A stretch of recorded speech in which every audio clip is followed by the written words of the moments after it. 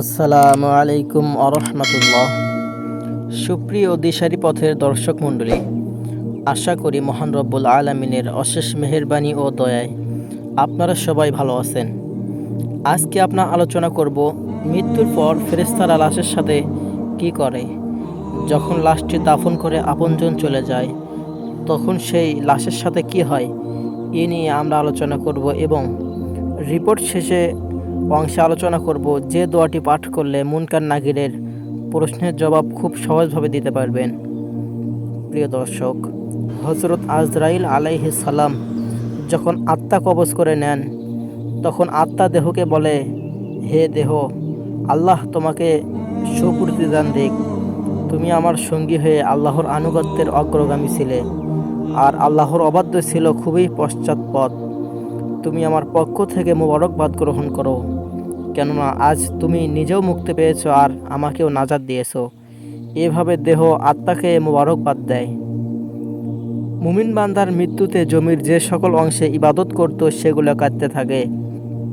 আকাশের যে সকল দুয়ার দিয়ে তার নেক আমল উপর উঠত সে সকল দুয়ার তার জন্য কাঁদতে থাকে। যে দরজা দিয়ে তার রিজিক নেমে আসতো সে দরজাও কাঁদতে থাকে। আকাশ জমিনের ক্রন্দন দীর্ঘ 40 দিন পর্যন্ত অব্যাহত থাকে। মালাকুল মাউত যখন তার আত্মা কবজ করে নেন তখন তার দেহের হেফাজতের জন্য সেখানে 500 ফেরেশতা দাঁড়িয়ে থাকে। যদি কেউ তার লাশের পাশ ফিরতে চায় তখন ফেরেশতারাও এই কাজে মানুষকে সহযোগিতা করে। এমনকি কাফন পরিধান ও সুগন্ধি মাখানোর কাজেও ফেরেশতারা অংশ নেয়। লাশের সম্মানার্থে ফেরেশতারা 2টি সারি করে ঘর থেকে কবর পর্যন্ত দাঁড়িয়ে যায়। জানা যায় যখন অতিক্রম করে তখন তারা অভ্যর্থনা জানায়, তার জন্য ক্ষমা প্রার্থনা করে। মুমিনের মর্যাদার এই অবস্থার দেখে ইবলিশ এত জোরে চিৎকার করে ওঠে যে তার দেহের হাড়ের কোনো কোনো গ্রন্থে বন্ধন ছিন্ন হয়ে যায়। শোকে ও পরিতাপে পিছিয়ে যায় সে আক্ষেপের সাথে তার সঙ্গীদের বলতে থাকে, তোমাদের সর্বনাশ হোক, এই বান্দা তোমাদের ফাঁদ থেকে কিভাবে ফসকে গেল। ইবলিশের সঙ্গীরা বলে, এ তো নিষ্পাপ ছিল তাই আমাদের ফাঁদে আটকায়নি। মালাকুল মউত যখন তার আত্মাকে নিয়ে আকাশে আরোহণ করে তখন হযরত জিবরিল আলাইহিস সালাম 70,000 ফেরেশতা নিয়ে তাকে অভ্যর্থনা জানায়। আর সকল ফেরেশতা তখন আল্লাহ তাআলার সন্তুষ্টির সুসংবাদ জানাতে থাকে। মালাকুল মউত যখন আত্মাটিকে নিয়ে আরশের নিকটে পৌঁছে যান তখন সে আল্লাহ তাআলার সামনে সিজদায় পতিত হয়ে যায়। আর সে সময় আল্লাহ তাআলা ইরশাদ করেন, হে মালাকুল মউত, তুমি আমার বান্দাকে নিয়ে যাও, জান্নাতের বাগানে রেখে এসো। অতঃপর তাকে কবরে রাখার পর নামাজ তার ডান দিকে এবং রোজা তার বাম দিকে এসে দাঁড়ান। প্রিয় দর্শক, আমরা আজ নামাজ ও রোজা ছেড়ে দিয়েছি। নামাজ ও রোজার গুরুত্ব আমরা বুঝি না, অথচ এই নামাজ এবং রোজা কবরে আপনার ডান এবং বাম পাশে এসে দাঁড়াবে, আপনাকে সকল প্রকার মুসিবত থেকে প্রোটেক্ট করবে। আল্লাহর জিকির ও কোরআন তেলাওয়াতে এসে দাঁড়িয়ে যায় তার শিয়রের দিকে, পায়ের দিকে দাঁড়িয়ে যায় জামাতের সাথে নামাজ পড়ার জন্য। মসজিদে গমন আর তার ধৈর্য কবরের এক কোণায় অবস্থান নেয়। কিন্তু নামাজ তাকে বাধা দিয়ে বলে, আজাব, তুমি পিছিয়ে যাও। খোদার কসম, এই বান্দাটি সারা জীবন কষ্টে ছিল, কবরে আসার পর তার কিছুটা আরাম মিলেছে। রাসূলুল্লাহ সাল্লাল্লাহু আলাইহি ওয়াসাল্লাম ফরমান, আজাব তখন ডান দিক থেকে সরে বাম দিকে যায়, বাম দিক সরে আবার ডান দিকে যায় রোজা। আর আমাদের মতো আজাবকে জবাবদিহিতার প্রতিহত করে। আজাব এবার মাথার দিকে থেকে আসতে চেষ্টা করলেও এই রকম জবাব আসে। মোট কথা, আজাব যে দিক থেকে আসতে চায় সেদিক থেকে তার জন্য প্রতিবন্ধকতার সৃষ্টি হয়। অবশেষে আজাব যখন দেখে আল্লাহর এই নেক বান্দার আমল সব দিক থেকে তার জন্য প্রতিরক্ষার দেয়াল সৃষ্টি করে রেখেছে, তখন সে ফিরে যায়। আর সে সময় সবুর উঠে এক নেক আমল সমূহকে বলতে থাকে, এই আজাবের প্রতিরক্ষায় আমি এজন্য আসিনি যে মূলত তোমাদের শক্তির পরিমাণ দেখায়। আমার উদ্দেশ্য ছিল তোমরা যদি তাকে প্রতিহত করতে ব্যর্থ হতে তাহলে আমি অবশ্যই এই বান্দাকে আজাব থেকে রক্ষা করতে পারতাম। তোমরাই যখন যথেষ্ট হয়ে দাঁড়ালে তাই আমি সবরই থেকে গেলাম। এজন্য অতিরিক্ত সঞ্চয় হয়ে গেল এই বান্দার জন্য, যাতে সে পুলসিরাত আর মিজানে আমি তার কাজে আসবো ইনশাআল্লাহ। এরপর ওই বান্দার নিকট এমন 2জন ফেরেশতা আসে যাদের চোখ নীল বর্ণের, আওয়াজ ভয়ঙ্কর, গরুর সিংহের ন্যায় দাঁত এবং তাদের শ্বাসের সাথে নাসারন্ধ্র দিয়ে অগ্নিশিখা বের হয়। ফেরেশতাদের উভয় কাঁধের মধ্যবর্তী স্থান খুবই প্রশস্ত তারা মুমিন বান্দা ছাড়া আর কারো উপর দয়া করতে জানে না। এই দুজন ফেরেশতাই হচ্ছে মুনকার এবং নাকির। ওদের হাতে একটি হাতুড়ি থাকে, এটি এতই ভারী যে সকল মানব দানব মিলে একত্রিত হলেও তা উত্তোলন করতে সক্ষম হবে না। এই দুজন ফেরেশতা কবরে প্রবেশ করে লাশকে বলে ওঠে, বসো। লাশ তৎক্ষণাৎ উঠে বসে যায় এবং কাফনের কাপড় খুলে পড়ে যায়। ফেরেশতা যখন জিজ্ঞেস করে, তোমার প্রভুকে, তোমার ধর্ম কি, তোমার নবীকে? জবাবে সে বলে, আমার রব হলেন আল্লাহ সুবহান, যার কোনো অংশীদার নেই। আমি জীবনে আমার প্রভুর সাথে কোনো অংশীদারি করিনি। আমার ধর্ম ইসলাম, আর ইসলাম মানে হচ্ছে আত্মসমর্পণ করা। আমি আমার প্রভুর নিকট আত্মসমর্পণ করেছি, আর আমার নবীর নাম হযরত মুহাম্মদ সাল্লাল্লাহু আলাইহি ওয়াসাল্লাম, যিনি হলেন আমার নবী। তারপর আর কোনো নবীর আগমন হবে না এবং এতক্ষণ পর্যন্ত হয়নি।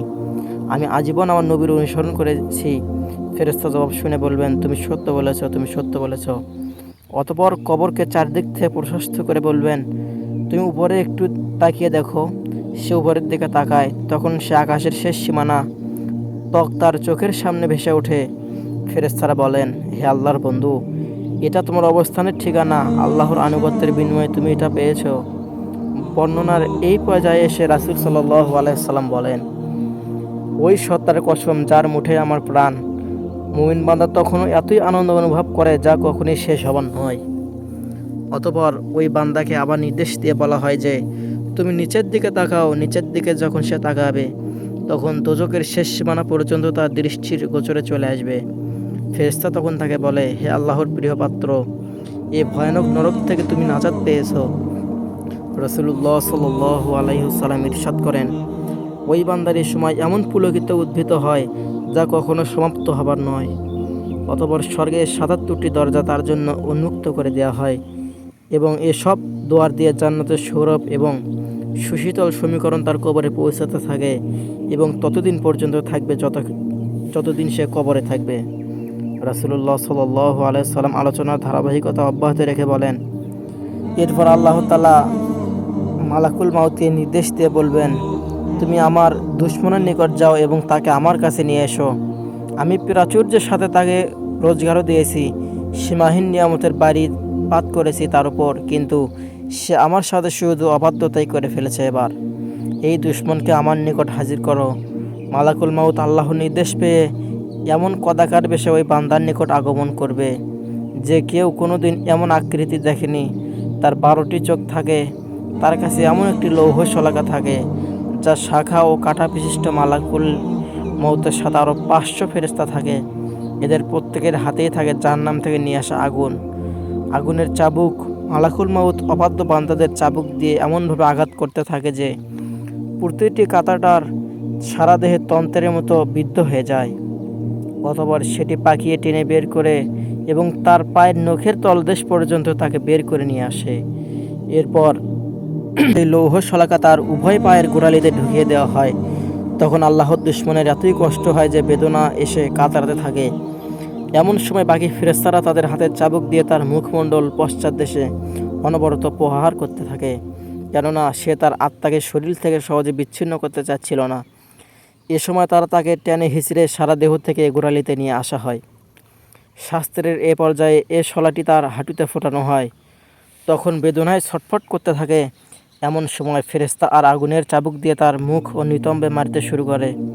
হাঁটু থেকে শলাটি বের করে ঢোকানো হয় তার নিতম্ব দেশে, অতঃপর বুকে এবং সবশেষে কণ্ঠনালীতে। অতঃপর পূর্বের মতোই সেটিকে টেনে হেঁচড়ে বের করা হয়। এরপর ফেরেশতারা জাহান্নাম থেকে সংগ্রহ করা অঙ্গার তার থুতনির নিচে বিছিয়ে দিয়ে বলে, হে অপবিত্র আত্মা, তুমি বেরিয়ে এসো। তুমি থাকবে প্রখর বাষ্পে, উত্তপ্ত পানিতে এবং ধূম্রকুঞ্জের ছায়ার, যা শীতল নয় এবং আরামদায়কও নয়। সূরা ওয়াকিয়া আয়াত নম্বর 42-44। আজকে হাদিস থেকে সুস্পষ্টভাবে বুঝতে পারলাম এই মাহে রমজান আমাদের জন্য কতটা গুরুত্বপূর্ণ। এই রমজানে সিয়াম সাধনা করে আমার বাম পাশে দাঁড়াবে এবং আমার সালাত আমার ডান পাশে দাঁড়াবে।